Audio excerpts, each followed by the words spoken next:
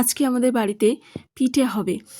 দু রকমের পিঠে হবে, একটা হচ্ছে সরু চাগলি আর একটা হচ্ছে আঁশকি পিঠে। তোমাদের সাথে একটু তাই শেয়ার করছি। আমাদের বাড়িতে যে ইতো পুজো হয়, 1 মাস ভোর পুজো করা হয়, ইতো পুজো। সেই পুজোর যেদিন বিসর্জন হয় সেদিনকে পিঠে তৈরি করতে হয়। তো এখানে আমি চাটুর মধ্যে সরু চাগলি পিঠে বাটারটা দিয়ে দিয়েছি, দিয়ে এবার এটা তৈরি করে নেব। আর এই চাটুটা আমাদের লোহার চাটু, তাই জন্য এরকম কালো দেখাচ্ছে। তো চলো আমি একটা একটা করে নিই। এই যে এখানে কিছু আমার করা হয়ে গেছে, এখানে রেখে দিয়েছি। এখনও অল্প কিছু বাকি আছে, সেগুলো সব ধীরে ধীরে করব আর তোমাদের সাথে শেয়ার করতে থাকবো।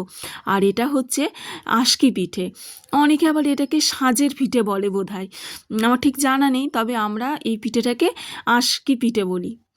সন্ধে হয়ে যাওয়ার আগে ঠাকুরের সমস্ত কিছু রেডি করে নিতে হবে, তাড়াতাড়ি বিসর্জন করতে হবে।